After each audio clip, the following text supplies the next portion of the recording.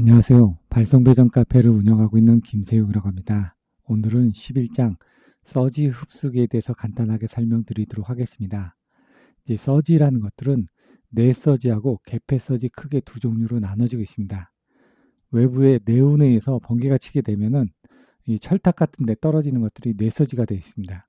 그럼 철탑 같은 경우는 이렇게 결선이 되어 있고 철탑의 접지장이 연결되어 있기 때문에 철탑을 통해서 땅으로 뇌의 전하가 방전이 됩니다. 그러면 154 철탑도 있고 22.9에 이제 배전선로가 있습니다.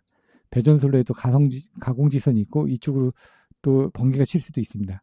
그럼 가공지선과 지중선이 만나는 곳에 저희가 설치하는 것들이 LA가 있습니다. LA. 라이팅 어레스트라는 이런 것들은 앞에서 설명드렸던 뇌서지를 대지로 방전시키기 위해서 설치를 하는 겁니다. 근데 외국에서는 LA라는 용어 대신에 SA라는 용어를 쓰기도 하는데 거기서 나오는 SA는 서지 어레스터입니다. 이 서지를 뇌서지로만 보고 설명을 한다는 얘기죠. 하지만 이제 그 수배전반 같은 경우는 내부 안에 있지 않습니까? 그럼 수배전반 내부에 보시면 V12가 있고 V12를 개폐를 할 때 보시면은 개폐서지가 발생된다고 했습니다. 뇌서지하고 개폐서지는 약간 차이가 납니다. 뇌서지는 크기가 크고 아주 짧은 시간에 발생하는 거고 개폐서지는 크기는 그렇게 작지는 않은데 긴 시간 동안 발생합니다. 하지만 이제 뇌가 크기가 크다라고는 했지만 그 크기가 밖에서부터 들어오면서 감쇄가 되다 보니까 실질적으로 이쪽 그 수배전반의 안에 들어올 때는 개폐서지보다는 크기는 많이 작아져서 들어오는 경우가 많습니다. 그래서 이제 개폐서지가 보시는 것처럼 나중에 보시면 동작 전압이라든가 이런 것들은 LA에 비해서는 약간 높게 동작하는 부분들도 있습니다. 그러면은 바깥에서 들어오는 외부 서지는 LA로 보호를 하고 내부에서 발생한 개폐서지는 V11 통해서 생각하는 개폐서지는 서지 업소버로 보호를 한다라고 보시면 될 것 같습니다. 하지만 변압기 2차 측에 보시면 저희가 저압반에 SPD나 TVSS라는 서지 프로텍터 디바이스, 서지 보호장치를 별도로 답니다. 그건 왜 그러냐면 변압기의 결선이 Y결선으로 해서 땅으로 연결된 경우 아까처럼 그 번개가 내부의 땅을 통해 가지고 들어오는 건물 내로 들어오는 게 금속재 관이 있습니다. 수도관, 가스관, 그 다음에 여러 가지 뭐 관들이 있을 텐데 그 관들 통해서도 분배가 되고 접지선을 통해서도 분배가 되다 보니까 한 3분의 1에서 4분의 1 정도의 이런 에너지가 변압기 중성선을 통해서 들어온다는 얘기죠. 그러면 거기선 중성선을 통해서 RST, N의 4가닥이 있으니까 여기서 또 4분의 1로 줄어들다 보니까 밖에서 들어오는 시그널의 뭐 한 25% 정도, 20%에서 25% 정도의 에너지가 이 안으로 들어올 수 있다는 얘기입니다. 그러면 그 값을 또 4분의 1로 나눠주면 하나의 값에는 대략 한 4에서 5% 정도의 에너지가 한 상당 들어올 수 있다는 얘기입니다. 그래서 그거를 LPZ 0, 1, 2로 나눠가지고 저희들이 뭐 20카, 80카짜리 SPD를 TR 2차 측에 설치를 하고 있습니다. 우리는 지금 여기서 이 V12의 개폐로 인해서 발생할 수 있는 몰드 변압기나 전동기라든가 이런 부분에 미칠 수 있는 영향을 저감하기 위해서 설치하는 서지 흡수기에 대한 특성과 설치 방법과 그리고 서지 흡수기의 절연 내력이 각 LA하고 얼마나 차이가 나는지 이런 것들에 대해서 비교해서 설명을 드리도록 하겠습니다. 수전 설비는 군의 선로에서 발생하는 개폐서지. 그러니까 이게 군의 선로니까 내부란 얘기입니다. 내부 개폐서지. 그래서 절연 내력이 약한 회전기나 건식 변압기, 몰드 변압기가 같은 몰드형의 기기를 보호하는 옥내용 피력이라고 되어 있습니다. 그래서 일본과 한국에서는 서지 업소버라는 용어를 사용하고 있고 미국에서는 별로 사용되지 않는다고 했습니다. 그래서 외국에서는 서지 어레스터라는 용어를 쓰고 있고 SA라는 용어를 쓰지만 우리나라만 서지 업소버라는 용어를 쓰고 있다고 보시면 될 것 같습니다. 그래서 피레기와 SA 특성은 제작사별로 좀 다르긴 하는데 보통 사용전압의 2배에서 3배 정도고 제한전압은 건식 변압기의 내전압의 50%에서 70% 정도가 됩니다. 그래서 피레기는 외부 전압에 대해서 견딜 수 있다 보니까 전격 전압은 동일합니다. 뭐 18kV, 18kV 동일한데 공심 방전 전류는 아까처럼 아주 짧은 시간에 들어오다 보니까 어떤 임팩트가 있습니다. 그래서 전류는 2.5카, 5카, 10카짜리를 쓰지만 SE는 예전에는 2.5카, 5카, 10카라고 되어 있지만 지금은 어떻게 되냐? 공식 방전 전류는 100A라고 표기를 하고 있습니다. 무조건. 대신 공식 방전 내량이라는 게 있습니다.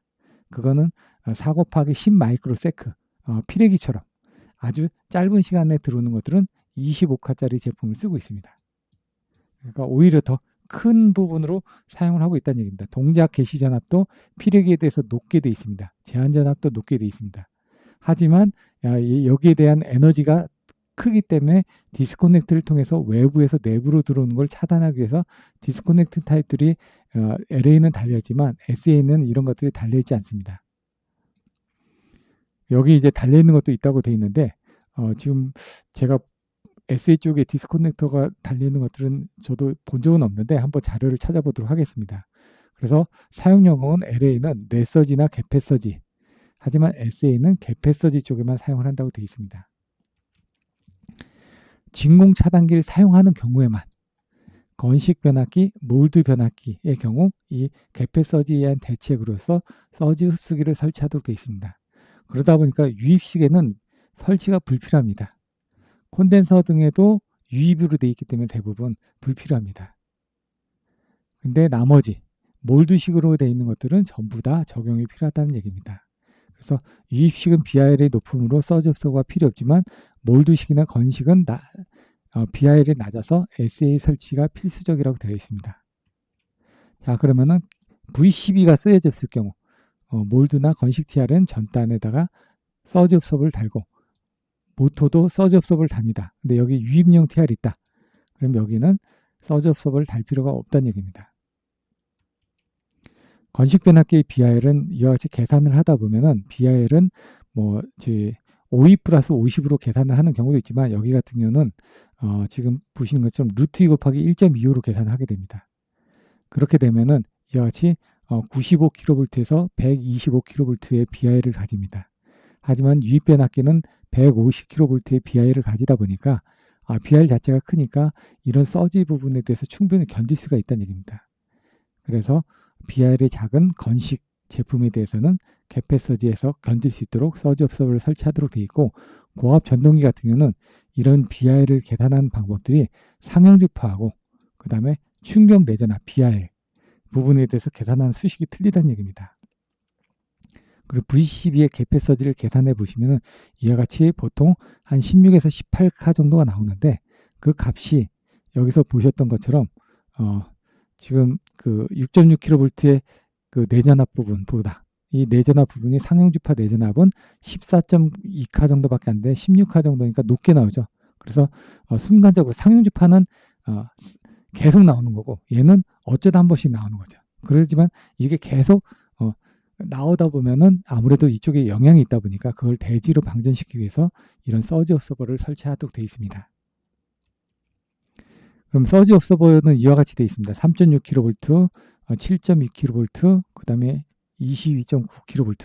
그래서 얘는 18kV, 얘는 9kV, 얘는 4.5kV의 전격 전압을 가지고 있습니다. 그래서 회로 전압은 이렇게 되어 있지만 전격 전압은 그거하고 틀리게끔 되어 있습니다.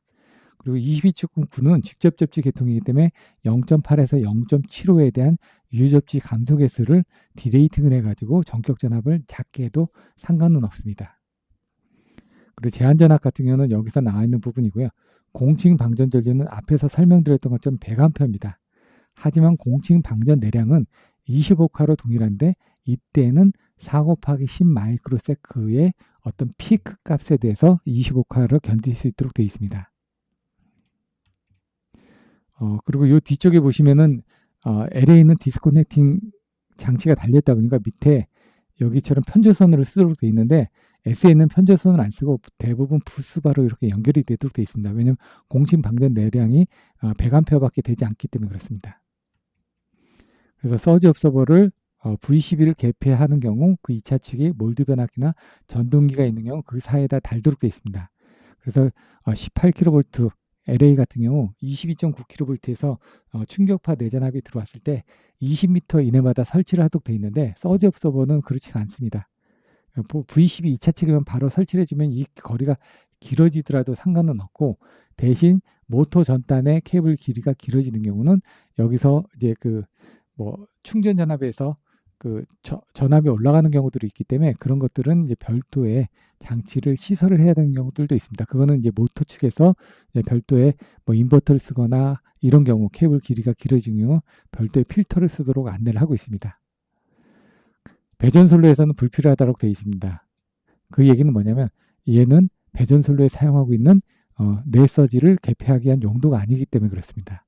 그래서 이건 옥내용으로 사용하고 있는 그리고 전동기라든가 변압기 같은 이 건식 타입에서 사용을 하고 있기 때문에 이런 V11을 사용하는 경우에만 사용을 하는데 전동기를 통해서 V11을 사용하거나 하는 경우는 그렇지만 나머지 기기들에 대해서는 VCS를 쓰더라도 불필요하다는 얘기고 유입에서는 전부 다 불필요하다라고 되어 있습니다.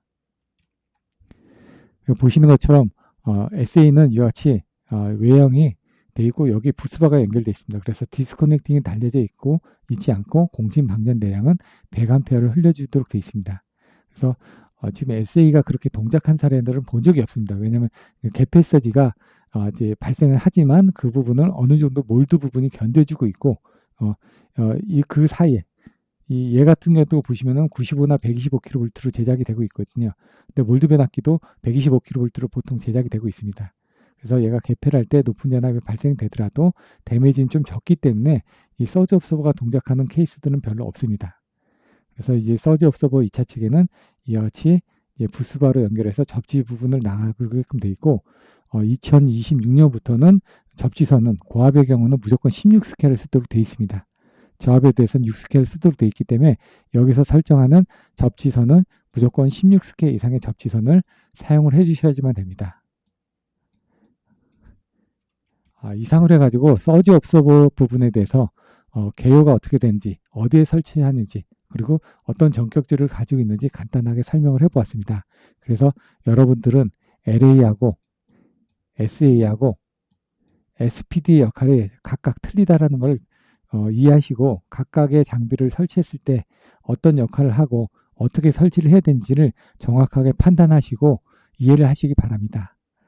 감사합니다.